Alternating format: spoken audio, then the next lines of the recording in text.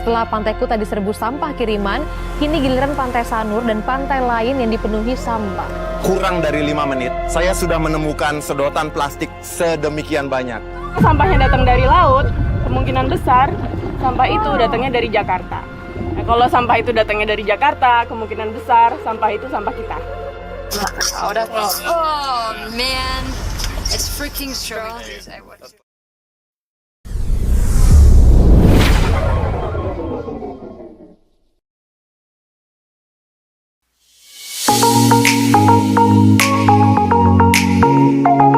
Halo anak-anak, hari ini kita akan belajar tentang bagaimana pengelolaan sampah organik dan sampah anorganik di lingkungan sekolah kita dengan cara ramah lingkungan.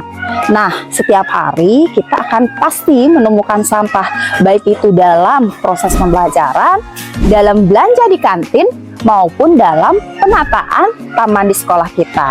Nah, dengan itu akan banyak menimbulkan sampah di lingkungan sekolah. Kalau sampah itu tidak dikelola, maka akan menyebabkan pencemaran lingkungan dan juga akan menimbulkan masalah besar bagi kehidupan kita. Nah, anak-anak, sekarang kita akan lihat jenis-jenis sampah apa saja yang ada di lingkungan sekolah kita dan bagaimana cara pengolahannya. Yuk kita saksikan.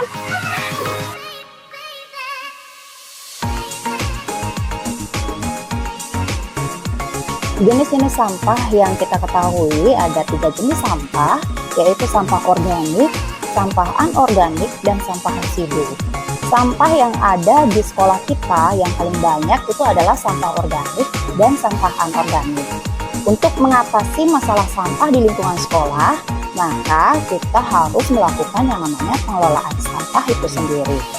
Sebelum pengelolaan sampah dilakukan, maka kita terlebih dahulu harus memilah sampah yang ada di lingkungan sekolah. Nah, untuk sampah organik yang ada di sekolah, dalam kegiatan sehari-hari, maka kita lakukan pengelolaan dalam tebo modern, yakni tempat pengolahan sampah organik menjadi pupuk, yang nantinya pupuk tersebut akan kita manfaatkan kembali sebagai sumber nutrisi pada tumbuhan yang ada di sekolah kita. Untuk sisa-sisa makanan dari warga sekolah, kita dapat manfaatkan dalam budidaya aquaponik yang sudah kita kembangkan di sekolah, sehingga dapat mengatasi masalah sisa-sisa makanan yang ada di sekolah. Untuk sampah plastik sendiri, peserta didik dapat membuat kreativitas yang memanfaatkan sampah plastik, seperti pembuatan pakaian dan juga eco-brick yang dimana dapat dimanfaatkan sebagai meja maupun kursi. Sehingga dengan demikian peserta didik dapat belajar memilah, memanfaatkan maupun mendaur ulang sampah plastik. Untuk meningkatkan kesadaran dan kepedulian terhadap sampah, sekolah juga membentuk Satgas Lingkungan yang melibatkan langsung peserta didik.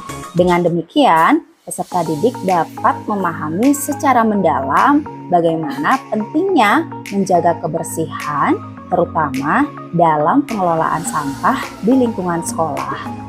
Sesuai dengan peraturan di sekolah dan surat edaran Gubernur Bali dalam mengurangi sampah plastik sekali pakai, warga sekolah wajib membawa tumbler dan kotak bekal.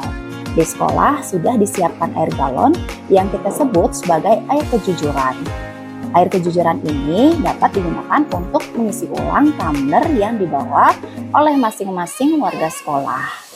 Dan di dalam pembiasaan lainnya, seperti pembiasaan makan buah di sekolah, peserta didik wajib menggunakan kotak bekal sebagai tempat buah untuk mengurangi penggunaan plastik sekali pakai. Selain itu, di kantin juga sudah disediakan mangkok dan gelas ketika peserta didik ingin membeli makanan. Dan tempat makan tersebut dapat digunakan kembali sehingga dapat mengurangi sampah plastik sekali pakai. Kegiatan-kegiatan lainnya yang memerlukan tempat khusus dalam penempatan barang seperti dalam pelaksanaan persembahyangan, peserta didik juga diwajibkan menggunakan tempat sarana persembahyangan tanpa plastik.